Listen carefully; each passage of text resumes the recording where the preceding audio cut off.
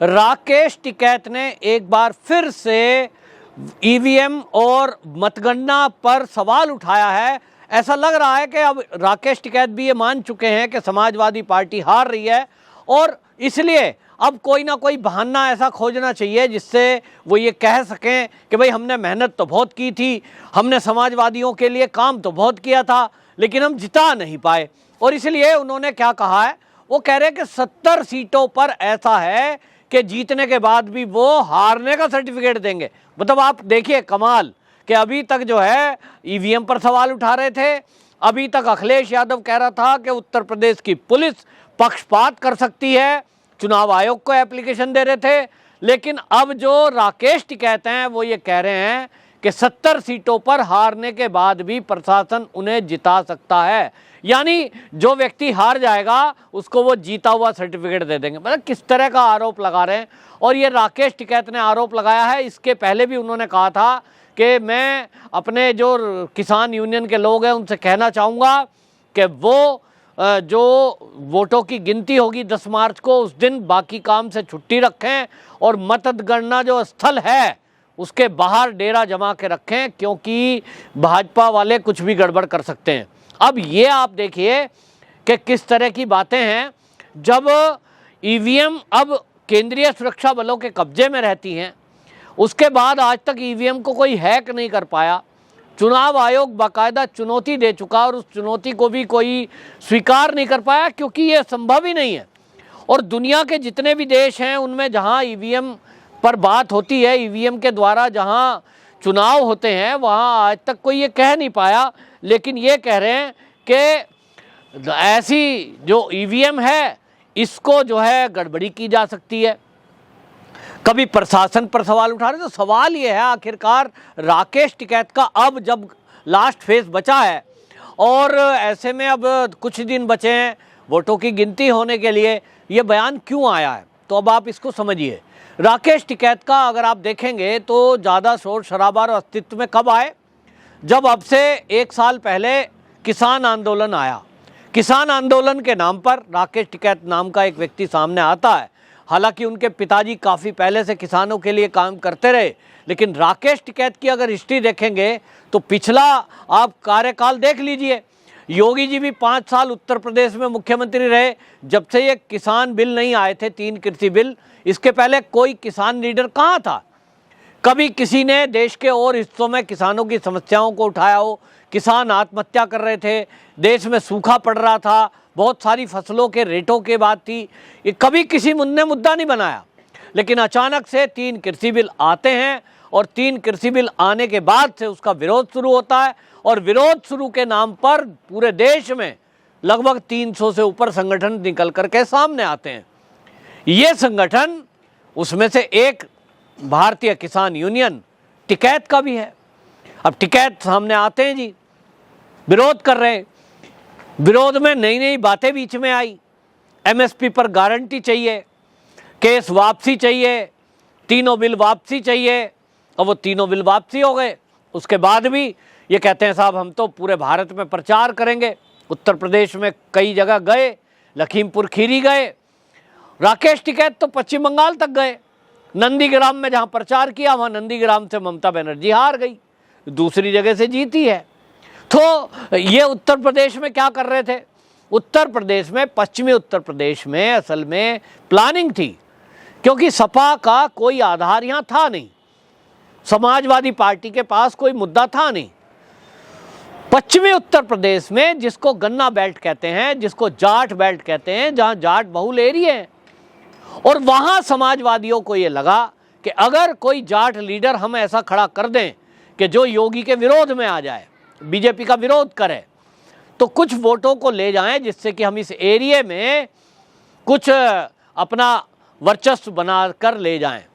लेकिन हुआ क्या, वो जो आंदोलन था वो फुस हो गया।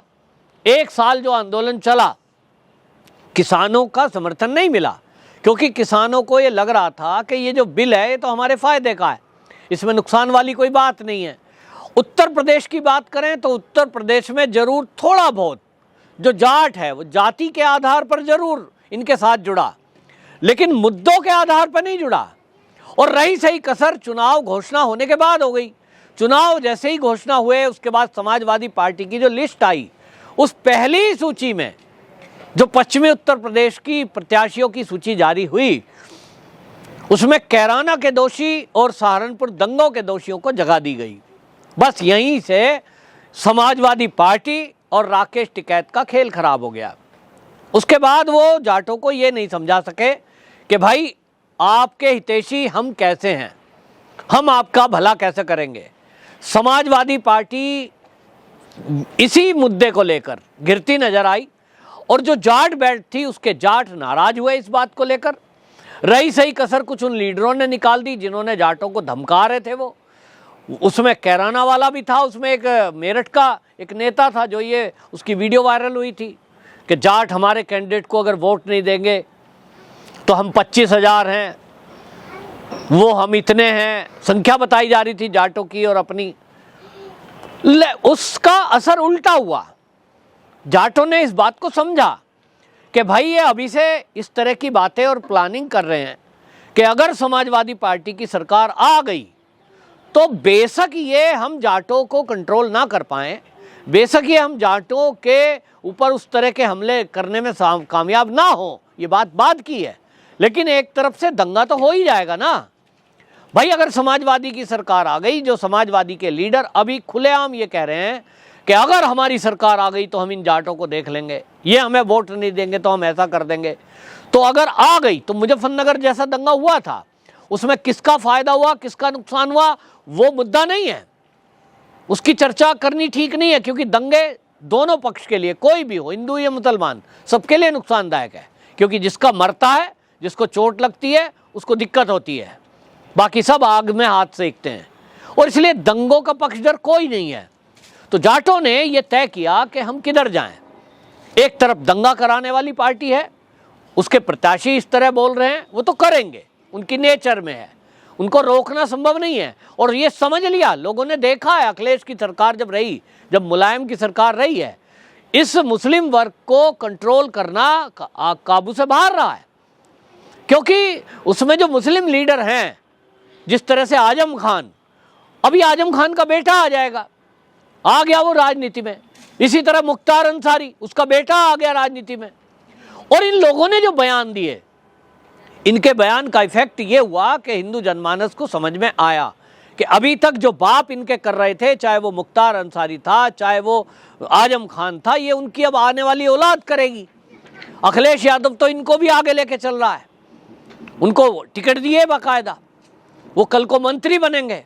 समाजवादी सरकार बन गई तो ये लोग समस्या बनेंगे। और इसलिए पश्चिमी उत्तर प्रदेश में ये असर नहीं हुआ, चाहे तो राकेश टिकैत हो चाहे जयंत चौधरी हो। तो राकेश टिकैत को ये लगता है, जैसा लोग कह रहे हैं, मैं नहीं कह रहा इस बात को क्योंकि इसका कोई आधार और कोई सबूत अभी तक नहीं है, कि राकेश टिकैत को चुनाव प्रचार ऐसा करने के लिए कुछ ना कुछ पैकेज दिया गया कि आपको बीजेपी के विरुद्ध प्रचार करना है। इसीलिए वो बार बार कह रहे थे मैं जाऊंगा, मैं सारे जिलों में जाऊंगा, मैं दौरे करूंगा, और किया भी। इन्हीं के ऊपर आरोप किसने लगाए? ये यूनियन नहीं लगाए, जो किसान यूनियन है उन्हीं के लीडरों ने कहा कि राकेश टिकैत ने इसकी एवज में कुछ पैसे लिए हैं। खास तौर पे राकेश टिकैत यूनियन, जो भारतीय किसान यूनियन भानु है, उनके अध्यक्ष खुलेआम टीवी चैनल पर बोलते थे कि ये पैसे लिए हैं। उसका असर पड़ा, लोगों को सोचने के लिए मजबूर होना पड़ा कि राकेश टिकैत का आखिरी, जब ये कहते हैं राजनीति से हमें कोई लेना देना नहीं है, तो न्यूट्रल रहकर चुप हो जाते। सरकार बनेगी, सरकार का फैसला सरकार होगा, मुद्दों पे बात होगी, किसान के मुद्दों पे बात करनी चाहिए, किसको वोट देनी है किसको नहीं देनी है। इसको बेशक राकेश टिकैत ने नहीं बोला, लेकिन जिस तरह की भाषा थी उससे ये तो क्लियर हो रहा था ना कि ये बीजेपी के विरुद्ध हैं। बीजेपी के आप विरुद्ध बोलें, बीजेपी का विरोध करें या समाजवादी का समर्थन करें, बात तो एक ही हुई। कांग्रेस का तो कोई आधार यूपी में है नहीं, लोगों को समझ में आया। और इसलिए आज राकेश टिकैत, जब अब वोटों की गिनती होने में कुछ ही घंटे बचे हैं, अब उनको लग रहा है कि अपना फेस को छुपाना है, अपने नेतागर्दी को ऊपर चमकाना है। राकेश टिकैत के कोई असर पश्चिमी उत्तर प्रदेश में नहीं हुआ। कल को जब मीडिया वाले पूछेंगे कि भाई आपका असर तो कुछ हुआ नहीं, आप कहते थे मेरे पीछे पूरे गांव के और पूरा पश्चिमी उत्तर प्रदेश के और पूरे देश के किसान हैं। क्या हुआ भाई उसका? तो क्या कहेंगे? एडवांस में यही कहेंगे, मैंने तो किसी को कहा नहीं था कि आप बीजेपी को हराएं, तब यही कहेंगे। लेकिन इसके भी अलावा इन्होंने कहना शुरू कर दिया है कि जो चुनाव अधिकारी हैं वो तो गड़बड़ी करेंगे। पहले ही कह दो एडवांस में, जब मीडिया वाले बाइट लेंगे, आप याद कर लेना मेरी इस बात को, राकेश टिकैत के पास जरूर जाएंगे पूछने के लिए मीडिया वाले 10 मार्च को, और 10 मार्च की शाम को इंटरव्यू आना है। मीडिया पूछेगी, टिकैत साहब आपका असर नहीं हुआ किसानों पर, क्या हुआ? पश्चिमी उत्तर प्रदेश में तो बीजेपी जीत गई। तब ये यही कहेंगे, मैंने तो कहा था जी कि गड़बड़ी हुई है, वरना ये रिजल्ट ऐसा नहीं रहता। और देखो जी, हमें तो राजनीति से कोई लेना देना है नहीं, कोई जीत गया कोई नहीं जीत गया। जब ये ऐसा कहेंगे तो ये है कि कहीं ना कहीं उनको भी लग रहा है कि बीजेपी आ रही है। बहुत संतुलित, बहुत सदे हुए शब्दों में यूं तो राकेश टिकैत जी ने बोला है। अब वो भाषा नहीं रही है अग्रेसिव भाषा जो पहले रहा करती थी। अब उनको लगने लगा जब से कि योगी जी दोबारा आ रहे हैं तो संभल कर बोले हैं, और योगी के विरुद्ध तो एक शब्द नहीं बोला है।